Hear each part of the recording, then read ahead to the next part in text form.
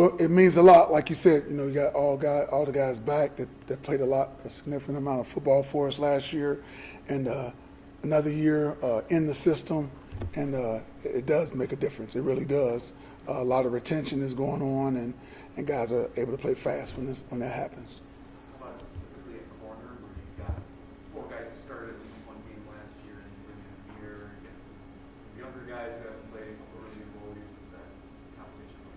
Well, it's kind of funny because I don't know if you guys remember, but last year we had 5 corners, but really 4 practice because Gerv was hurt, and 3 of those guys were walk-ons, and 1 was a safety, Emmanuel Flowers, playing corner.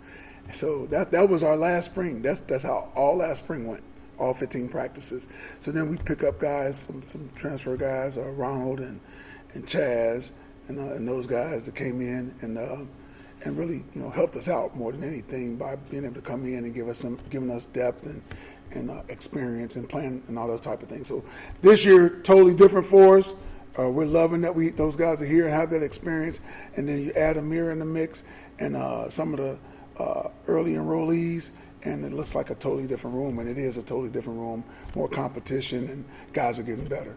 All your years, we've had 2 cornerbacks big that Williams and Speed. No, they're the 2 biggest guys, 2 longest guys that I've coached, and that I've coached in my tenure as a college coach, and they got some physicality to them. They're smart, they're tough, and they're good leaders. So look for big things out of those guys this year. What about safety, Harlon? Are you guys doing a little experimenting? Because X was in here talking about he might play either or. Darius was talking about playing up at linebacker, and just wondering who's sort of that like that. I guess what that looks like. Well, you're always trying to find the best 11.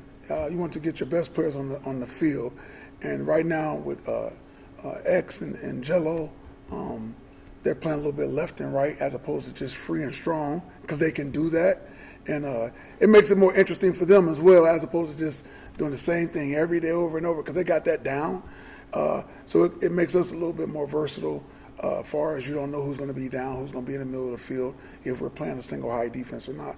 So that does help. I don't know if we'll stick with that throughout the season, but it is an option, and they're doing a good job at it.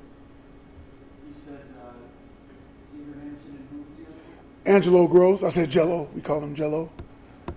Yeah. What about behind those guys? Anybody else that's right there pushing them? Yeah, you got multiple guys that are trying to push them. We told them, they've been told multiple times we're looking for guys to step up, and we want to give those guys a break. If I'm not mistaken, Jello played the most snaps in college football last year, and X was like number 3 in all of college football. I mean, obviously some of that was our fault. We got to get off the field too, but still, we never felt comfortable putting another guy in for one of those 2 guys. So they battled through injury. You never knew. They just kept playing. That's just who they are. But we want to take some of those reps off those guys this year, and we're still looking for who those guys could be. And they know that it's a competition, and we're still looking. We're still looking. So they're still competing. Multiple guys are in there competing. Kendall Brooks, A.J. Kirk, Jaden Mangum. All those guys are competing to see who can be that next guy to be able to go in.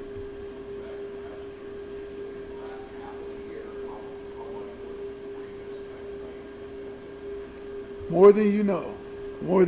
But that's okay. That's an excuse. I'm not making any excuses. Guys kept playing. The guys that lined up, they were out on the field, and it was what it was. So we always say the best ability is availability. And so those guys made themselves available. They went out and played and gave it everything they had, and we appreciate that.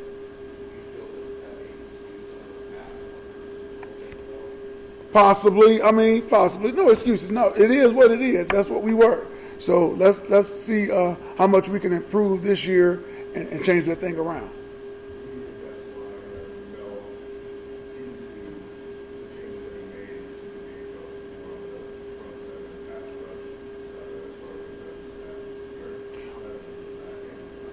Now you got to ask him that question. Now, you know what I'm saying? But I will say this: we always say rush and cover works together. So the rush and cover works together. You got a good pass rush. You're covering well. They work together. you know, and when they do, you can do some great things on defense.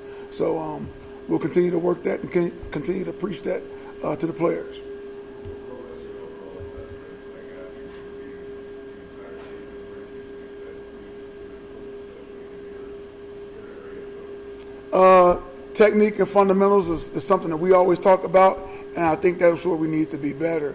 And there's just flat out execution.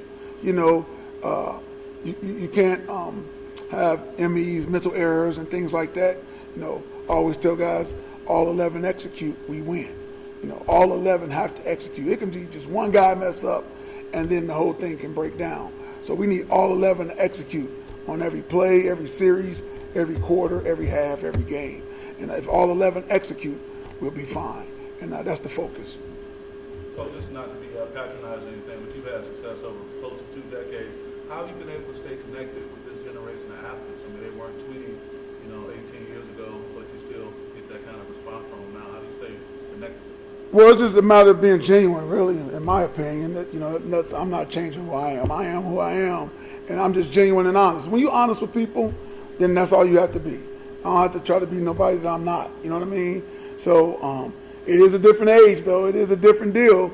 But when you're honest with people, they respect that and they appreciate that. And and I try to give respect. And you give respect, you get respect. And if you do that, I think you're fine, no matter what generation. Great, thank you. Mm-hmm. You post the pre-injury last year, and then we came back from short. Who is this? I'm sorry. Okay.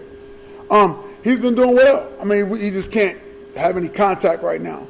And with him, that's tough with his little self. But that's, some guys are just dogs. He is a dog. You know what I mean? So he loves the physicality of the game. So it's been hard for him to have that red jersey on, but he understands that, hey, he can work on other things, even though he can't be as physical as he wants to be right now. He can still work on his footwork and all the other fundamental things that involve at playing corner. What have you seen from Coach Coleman, Coach Jordan, in defensive staff meetings, and what do you think they have to the team? Well, they just bring a different voice. How about that? Different ideals of the way to do things. You know what I mean? And so that's what I see more than anything. Just oh, okay, I heard that. I never heard it that way before, or something like that. Or so more like that. Just different ideals, different techniques, different ways of saying maybe the same thing. You know what I mean? And getting it across to the players to where they understand and can go out and execute. We have very different sort of coaching setup in the back end as in the back end. What do you like about this current configuration of the corners and us? I actually like it a lot, believe it or not. I mean, for years, I had the entire secondary, and now since I've been back, we've been breaking it up.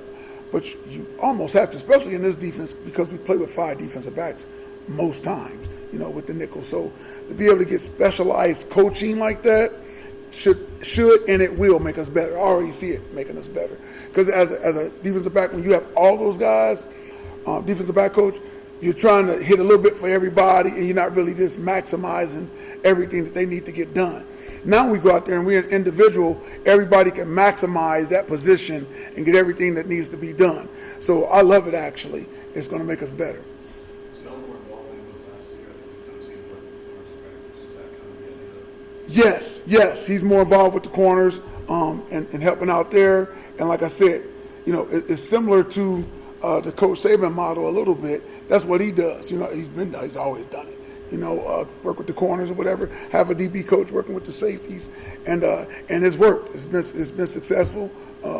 As a player, played in it, and as a coach, coaching in it, it's good because again, there are a lot of special things and different things that they do, and if you got them all together all at one time with one coach, you can't get everything that they need to make them better. Yes, important to this, but you guys, you've seen it now, both from the player to assistant coach, now deeper into it. The additions of analysts and grad assistants with grad assistants behind them, how much does that change, particularly when you have that many guys in the back end, kind of overseeing, how does that change the position? Well, it lessens it a little bit far. I mean, some of the burdens, you just got to know how to delegate, I guess is the word. I don't know. Everybody is, so we're not bumping heads and hitting into each other, because that involves recruiting, that involves coaching, extra time meetings with guys and talking with guys. So just make sure everybody is all on the same page so it's flowing smoothly. But I think it's a good thing. I really do. It's kind of like they always talk about a teacher-student ratio. So you're kind of maximizing that a little bit here with how we're doing it. And I think it's a good thing. It's a good thing for the players. AJ Kirk, you talked about him. Did he play a little bit last fall, or he's not getting back on the field this spring? How's he He didn't play really a lot for us last fall, getting himself hurt. But he's coming along. He's actually, like what the question just answered about, having so many guys to be able to help and all that with graduate assistants and analysts and things like that. He gets all the extra time that he needs. Give him credit for that. He'll come in and ask whoever help him to go over things extra to make sure he gets it down. He plays with a lot of energy and passion. He's still trying to learn the defense to get it down, and he's coming. He has turned the corners a little bit, and he's moving forward. So we'll see how it goes, especially as we get into the summer. Seems like you guys sometimes play the awkward quite a bit just to knock it up, maybe some deeper stuff. How much more do you think you'll be able to play, like more press man and be able to kind of fight it, I guess, the line of scrimmage with this? I think we'll be able to play a little bit more than you saw as we were towards the end of last year. We'll be able to play more, again, with the specialized coaching. Not that we necessarily didn't have it last year. We had Coach Tillman or what have you, but with Coach Tuck and different guys as well, I should say. And we're really putting a lot of emphasis on it. But this defense is a multiple defense anyway, so they're going to be off. They're going to be pressed. They're going to be able to do it all, and they will determine how much we get up in people's face and play them. Our players will as we go throughout the season. So it's based on what they can do and how they can get the job done or not, and then we'll adjust to them and play what they can do so we can all be successful. How effective do you think you guys were last year at rerouting and receiving? Well, this defense doesn't require a lot of rerouting, far as just flat rerouting people. Now, if you're up playing press, you're trying to make them go around the tee and all those type of things like that. But far as a backer trying to reroute a number 2 guy in the seam and all that, we don't require our guys to have to do that, to be honest with you. So it's not something that we're not necessarily really looking for or evaluating in our current defense. After the Beach Bowl, the guys had their break, and then you guys come back around them and everything. When that was first happening, what did you notice from them and receive from them just coming out of 2021? Talking about all the DBs, if you could. I mean, was there confidence that had to be built back up? Was there sort of anger about how some things went? Was there motivation? How would you sort of describe that when they got back together looking toward 22? I think I would go with motivation. They know the elephant in the room. They know what it was and how we were in pass defense and things like that. And we all know it doesn't just, fall on the defense, on the secondary. But, as a secondary coach and as a group of secondary players, we take it personal. And all those guys were excited. They're looking forward to this coming season. That's why they're working hard this spring, trying to get better. There's a motivation there and anticipation for the season to get here and show that we're way better than what we showed last year. How about guys like Kimber and Lowry, guys that started last year, got on the field, more competitive now?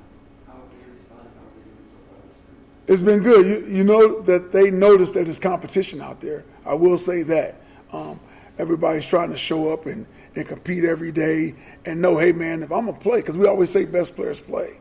And so if I'm going to play, I got to be available, first of all. So best ability is availability. So I'm showing up. I got to compete each and every day, because if I don't, the next man is going to jump up in front of me. So they're doing well. Like I said, there's a lot of great competition in the room, and it's making us better. The 4 early enrollee guys, Caleb, Abe, you talked a little bit on that. Yes. All 4 of those guys, we're happy that they're here. Good players, tough players. They're all, and even the 2 that are yet to come, I think they're going to be very similar. They're all very diligent in what they do. They're about their business, on the field and off the field, and everything that they do in meetings, paying attention, asking questions. They have some physicality to them. They have toughness. attention to detail. So I think they're all doing a really good job right now. And again, even the two that are yet to come, I think it's definitely going to help us. And time will tell, over the next several years while they're here, how good those guys are really going to be. I think they're going to be really good. Are you sensing they can maybe force their way onto the field quickly this fall? There's a chance. There is a chance. It really is, especially by them coming in early and as diligent as they are and attention to detail that they have. They're going to give themselves a legitimate chance to get on the field because, again, best players play. And so when summer hits, they won't be thinking as much. I know that. And they can just play. And so that's going to be real interesting when camp starts. How did David Magnum do in the scrimmages? He did pretty good. I mean, he's a safety. He's playing. We keep him more as a free safety in our system, and so he's a middle field player a lot of times if we're playing single high, and we're playing up too high and things where he has to get down in the box a little bit as well. But he's doing well. He's going to continue to get bigger and stronger and faster, size-wise, not height-wise, obviously. And but he has some toughness. He's smart. He understands. And he's willing to get better and do whatever it needs to get, anything that needs to get better. Even after every practice, coach, what I need to do. You love that about a kid. You know what I mean? Can't get enough of a kid doing that. And so he's only going to continue to get better and better and better every day.